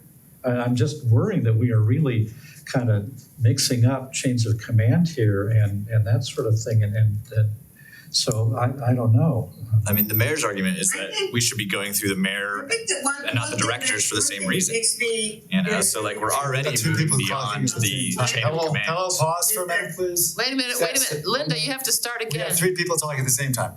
So, please. Graham actually got started first, Linda, please. Okay, go ahead, Graham. I just like commenting on Drew's concern about the chain of command. I think that is what the mayor believes that we should not put this in the charter at all because of the chain of command. But I think that the issue that we've seen is that the chain of command is maybe failing or perceived to be failing. All right, and so I feel like we're already kind of throwing the chain of command out. And so if we're already doing that, I think that it would be reasonable to create the room for contingencies for further failure of chain of command. And actually, one of the sorry, Linda. Did you want to go? No, Graham, could you say that again? I wasn't quite following you. Yeah, I mean, so Drew's talking about concern about the chain of command when it comes to asking for someone who's underneath the director. And I think that that's the same concern on a different scale that was stated by the mayor and about why the right of inquiry maybe has been restricted somewhat, right? And so my thinking is that if we are moving beyond the chain of command for the mayor, that it makes sense to also allow the moving beyond the chain of command for directors. Okay, I And what- understand your point. And what I was gonna add on to that, because I'm reading this, it's also a council president or a council committee chair. Not just any old council Right. member that has a feeling one moment, it's they should have some form of, they're enough to head a committee or they're enough to be president of council. They should have a little bit more weight of thought, hopefully, than just someone who's like, I started a week ago and I wanna talk to this person. It's like, that's cute, no. And I think that committee chair piece is really critical for this entire section because committee chairs should be allowed to have directors at committee meetings, and I think that's, but maybe on this specific project, they are delegating the deputy director to serve on that specific project, and so it would make sense to have the committee chair allowed to require that person's attendance. Yeah, I guess and this is a language question. I wonder why they don't just say, or their designee, you know? I'd be happy with that. I'd really be happy. I was gonna say surrogate, but I like designate much better. But if there is a problematic director, the problematic director isn't gonna designate anybody. Yeah, but then I if, mean, that's really I think what you raise is the real issue. well, that We was, have, there are from time to time problems with directors. And, Can I just suggest, I don't know, in the city, if they have there's an HR department in the city, and if somebody's having trouble with their boss and there's a problem, usually they'd be directed to go to HR to deal with it through the proper procedures and all the rest of it. Yeah. So I don't think we need to incorporate language here that's gonna protect for that. All right, I do, if I may continue, I am concerned about the absolute statement that the person who's been requested to be in attendance shall attend the meeting, all right? Because what if somebody's having a baby? What if somebody has an accident? So putting in the language of a designee or an informed designee, I think is really important because we don't have absolute control over people's availability. And this says that they're gonna be available. Well, if they're not available, then what? It's not clear. They should have an informed designee or a designee, as Drew is saying. I believe that's an important element. Yeah, I guess what I would say about that is that, again, I'm gonna assume that if somebody is requesting that somebody come to a meeting, they're gonna be asking in good faith. And if it turns out that the person is, scheduled to be on vacation that week or is, out on maternity leave, I don't think people are gonna abuse their ability to call somebody to a meeting. They're gonna be respectful of those kinds of considerations. And I would not expect that anybody in city government should be issuing invitations, or requests that people attend meetings in a way that's gonna be disrespectful of things like people being physically unable to be there. So I'm not gonna assume that that's a thing. You have to assume that people are gonna be acting in good faith and there's gonna be reasonable efforts to schedule meetings that people can attend. I just don't think we need to address those kinds of contingencies. sorry, go ahead, Drew. To Guy's point about HR, I really have to second that because when I was on a police advisory board, we were told that if we tried to investigate certain incidents, we were messing up the police internal HR investigation kind of thing. And then anybody under investigation could claim double jeopardy or something like that. So having the city council probing into some possible, misbehavior on the administrative side could really mess up any legitimate efforts to call that person on the carpet and answer to HR. So I really agree with Keith. That's an HR issue and the council should not be getting in there. Yeah, the minute after I said and kind of thought about it, it was very much like, oh, the administration, like this is council, and so that gets very legislative. What I'm struggling with is if it's in the ORC and it's kind of recommended, I feel like somebody, it was thought through well enough that it's in the ORC. That's my Yeah, I mean, I think Yeah, that's, to I think that's a hold good the point, and that was why I was, I wanted to adopt this language, because I felt that it was helpful that it was in the ORC. And, so we're not drafting from, just a blank piece of paper. I feel like that little preamble that we have to this section talks about business will be conducted without unreasonable impediment, and it kind of maybe opens up that space for, the excused absence. I don't know, Sure. I don't know. Well, I was concerned with that too. What does that mean without unreasonable impediment? On whose side? Either side, both sides. Well, but that administration of the government shall be conducted without, that says administration. And I'm worried that that's gonna hit the administrative side rather than the legislative side kind of thing. That I would say, instead of administration, say that the function or something like that, so that implies both sides. So that to ensure both that the function of the government be conducted without, or the business of the government be conducted without unreasonable impediment, to spread it around. But just to say the administration of the government, that's not the legislative, portion of the government, that's just the administration. I'm really worried about that. It appears to single out the administrative side. So to say that the function of the government be conducted without unreasonable impediment, or, that kind of thing. So I just want to. I suspect that the language was written that way to try to balance, on the one hand, the administrative function under the executive branch, and then later in the sentence it talks about council's legislative and constituent service functions. So it's an attempt to try to cover both sides of that balance. But it actually doesn't, because then it gives the members of council leeway to exchange information and receive information. It's saying they have free range kind of thing. It kind of says the administration mustn't put up any unreasonable impediment, but members of council may be permitted to exchange information with and receive information from those in administrative service, blah, blah, blah kind of thing. So it's not balanced. Oh, But I think it's saying that both of those things have to be true, that the administration of the government needs to be conducted without unreasonable impediment, and members of council need to be permitted to get information. So I think, again, it's an attempt to kind of take both things into account when you talk about collaborating. Well, I'm wondering what impediment are we referring to?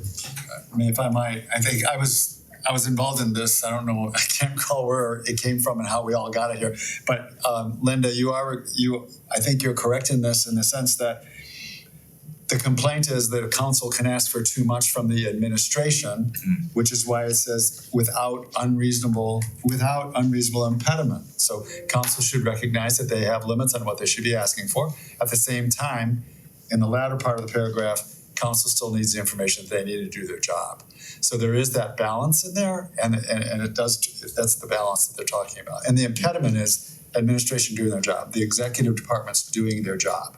They need a chance to do their job. At the same time, council needs information. So that's actually protecting the It's protecting administration. Thank you, that clears it up. That's perfect. I really appreciate that, Keith, because now that says that the mayor and the administration should be allowed to proceed without unreasonable impediment, so a constant questioning by, that kind of thing. Thank you, perfect. I really appreciate It it. was well written. I don't know who did it, but it was well written. Yeah, So I just want to point out 759. yes, or 804 is on that kind of thing. So thank you, that removes the impediment to that clause kind of thing. I am still worried about exchange information with and receive information from, but defining that as without impeding the function of the administration constrains it in some ways that I hope they'll take seriously.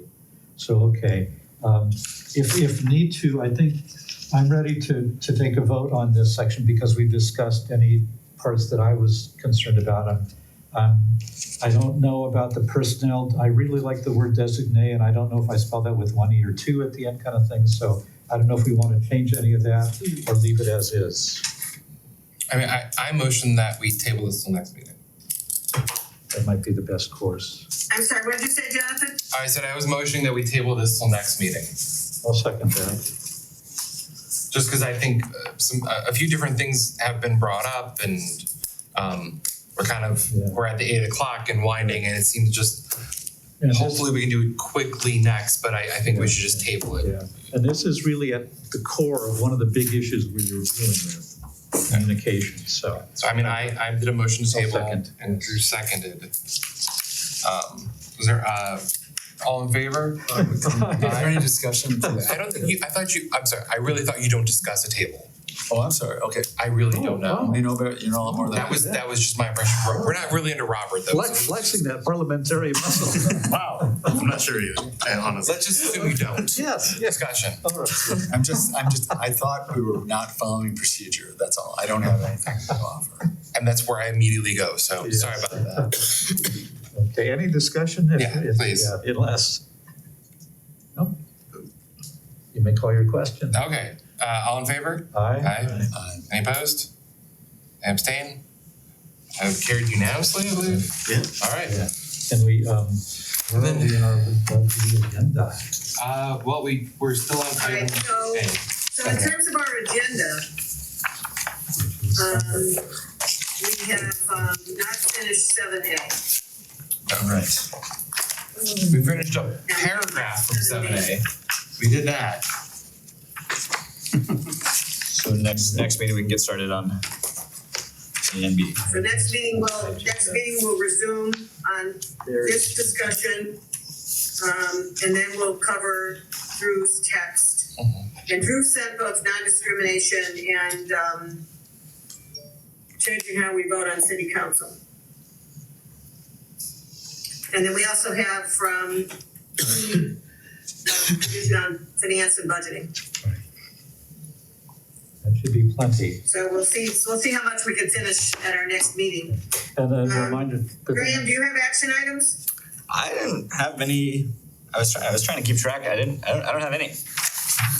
So Okay, you were gonna send out invitations, so I think you're the only one. I already did that. It's done. Yeah, I see it in my Oh, email. you're very efficient. and the only action item I caught, Linda, which makes sure that the city leaders request of the CRC is Oh, yeah. discussed next agenda. I don't know if you had that marked. And at least at soon upcoming meeting. Okay, so I mean, if we have room on the 27th, it sounds like the city leaders, and which we may be packed, the 3rd, but that was the only thing I wrote down. Thank you, John. You're not allowed to discuss it, but Okay, all right, folks, anybody have anything for lessons learned? voting's hard. I like the way that we amended that Voting is motion. hard, Yeah. but I think, we're gonna get better at it because, we're kind of getting into a groove on it, and I think we have to all recognize that we're gonna need to be doing both if we wanna finish. Agreed. And I do enjoy meeting with you folks, but at some point we do need to finish. Democracy takes time. Okay, so do I have a motion to adjourn? I'll motion. Roland first, I seconded. Everybody's moving. Okay, any discussion? All in favor? Aye. Aye. Okay, thank you all very much.